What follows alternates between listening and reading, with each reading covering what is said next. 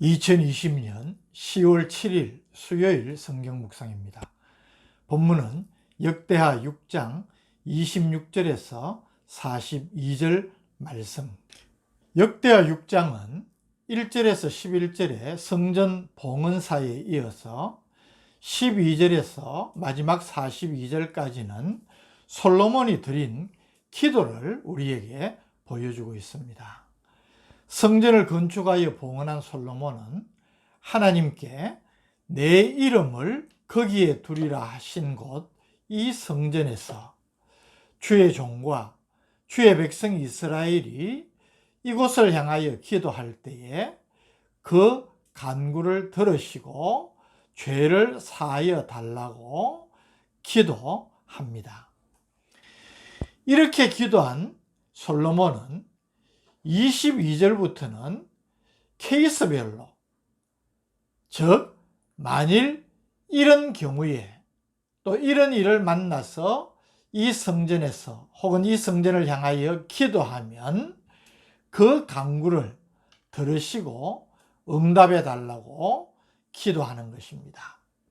우리가 앞단락에서는 어떤 사람이 이웃에게 범죄했을 때에 성전에 와서 자기의 혐의를 자백할 때에 하나님께서 공의로 심판해 달라는 기도와 또 이스라엘이 전쟁에서 패했을 때에 하나님 앞에 이전에서 기도하면 그 기도를 들으시고 회복의 은혜를 달라고 기도한 것입니다.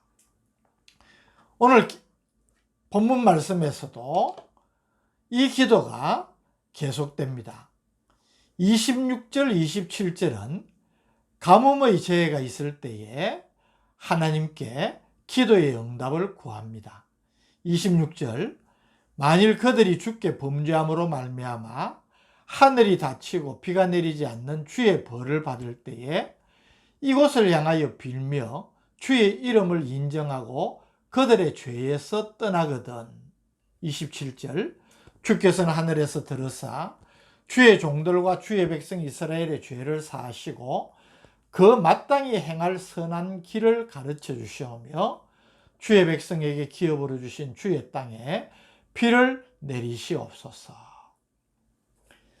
이스라엘 백성은 가뭄을 자연적인 현상으로만 이해한 것이 아니라 자신들의 범죄에 대한 하나님의 징계로 이해를 했습니다.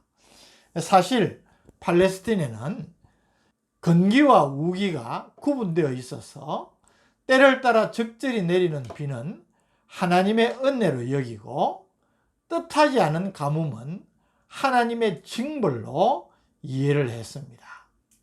그래서 가뭄을 만났을 때에 성전을 향하여서 회개하고 기도하면 그들의 죄를 사하시고 비를 내려 달라는 것입니다.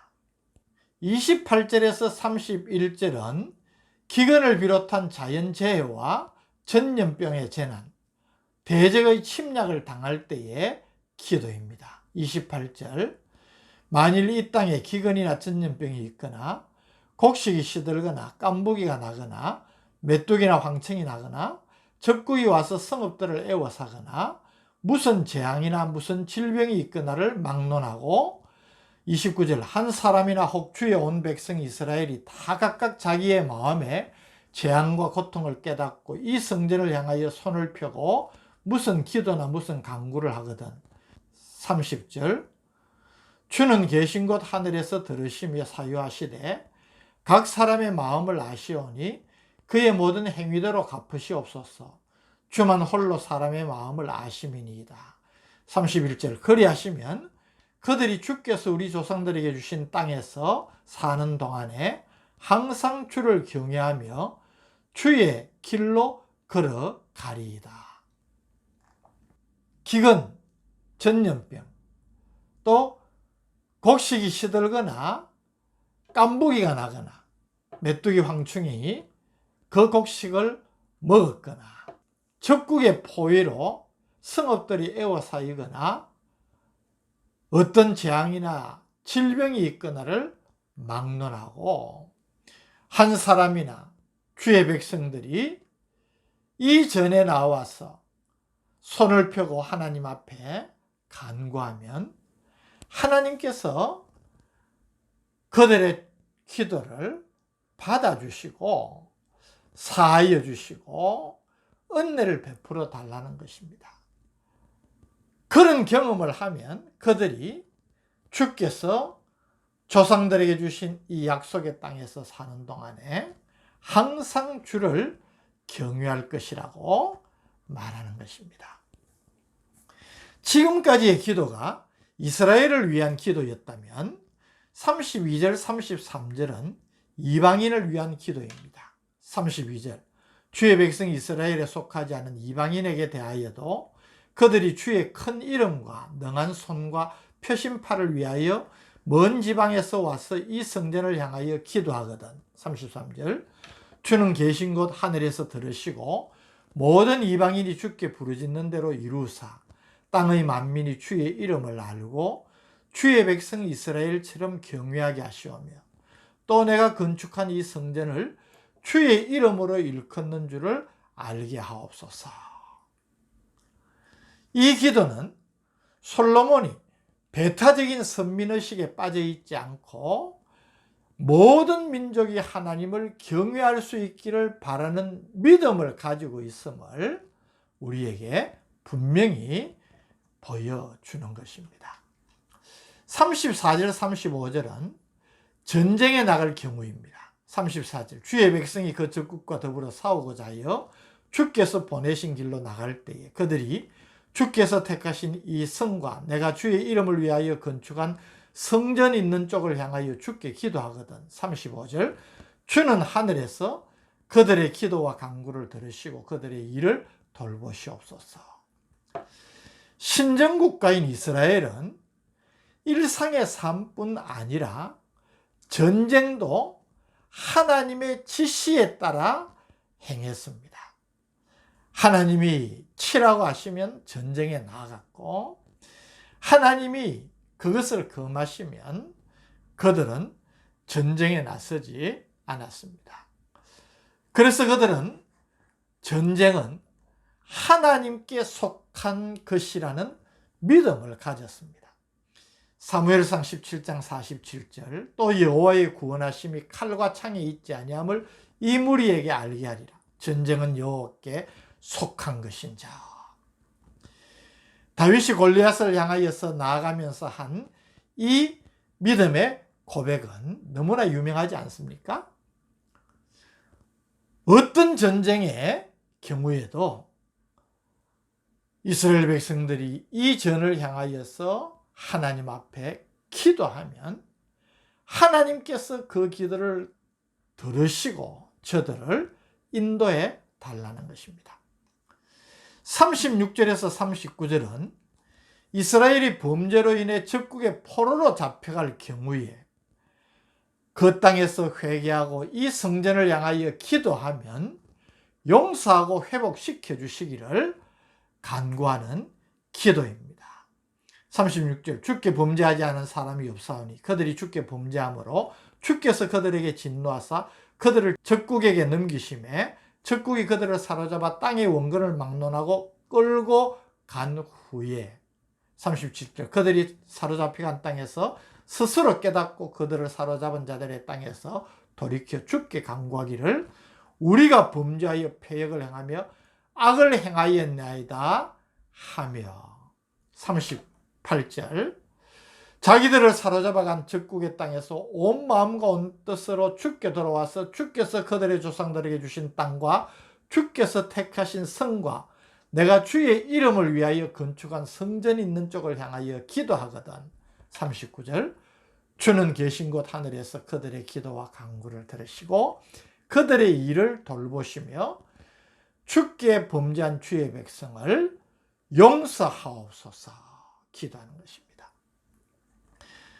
마지막 40절에서 42절은 성전에서 드리는 기도를 보시고 하나님께서 귀 기울여 들으시고 임재하셔서 은혜를 베푸시기를 기도하고 있는 것입니다. 오늘 우리는 이 솔로몬의 기도를 주목하며 또 깊이 묵상해 봅니다. 저는 이 솔로몬의 기도를 보면서 두 가지를 깨닫게 됩니다. 하나는 솔로몬의 기도는 철저히 성전을 중심한 기도인 것입니다. 오늘 본 말씀에 이곳에서, 이 성전에서, 또 주의 백성들이 이곳을 향하여, 이 성전을 향하여 기도하면 하나님께서 그 기도를 들으시고 은혜를 베풀어 달라는 것입니다. 성전 중심의 기도, 성전 중심의 신앙이 얼마나 중요한지를 우리에게 보여줍니다. 또 한 가지, 솔로몬의 기도는 중보적인 기도, 좀 더 신학적으로 이해를 하면 제사장적인 기도라는 것을 깨닫게 됩니다. 좀 쉽게 말한다면 솔로몬은 자신을 위한 기도가 아닌 다른 사람들을 위한 기도, 백성을 위한 기도, 나아가서 하나님의 뜻을 이루기 위한 기도를 하고 있다는 사실입니다. 오늘 이 말씀을 묵상하면서 우리의 기도는 어떤 기도인가? 무엇을 위한 기도인가?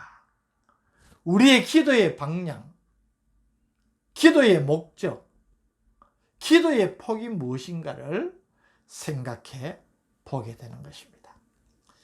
예나 지금이나 나 자신의 필요를 위한 기도, 가족의 건강과 학업, 취직, 평안을 위한 기도에서 벗어나지 못하고 있지는 않은지 우리 자신의 기도 생활을 점검해 보기를 원합니다. 기도하는 것도 중요하지만 우리가 기도를 통하여서 우리의 믿음이 자라는 만큼, 또 하나님을 경험하는 만큼 우리의 기도가 점점 온 세상을 품는 기도가 되어야 될 줄로 믿습니다. 주님께서 가르치신 기도처럼 뜻이 하늘에서 이루어진 것 같이 땅에서도 이루어지기를 기도해야 하지 않겠습니까? 오늘 본문의 말씀을 묵상하면서 우리의 기도를 살피고 우리의 기도가 더 하나님이 기뻐하시는 기도, 더 하나님께서 우리의 기도를 기쁘게 연락하시는 기도, 우리의 기도를 통하여서 하나님의 뜻을 이루어가는 그런 기도를 하는 복된 성도들 되시기를 주님의 이름으로 축복합니다. 하나님 아버지, 솔로몬의 기도를 통하여서 우리의 기도의 전반적인 부분들을 돌아보게 하시니 감사합니다. 우리의 기도가 변하는 만큼 더 큰 은혜를 누리고 하나님의 뜻을 우리의 삶을 통하여서 이루어가는 복된 성도들 되게 하여 주옵소서. 예수님 이름으로 기도드립니다. 아멘.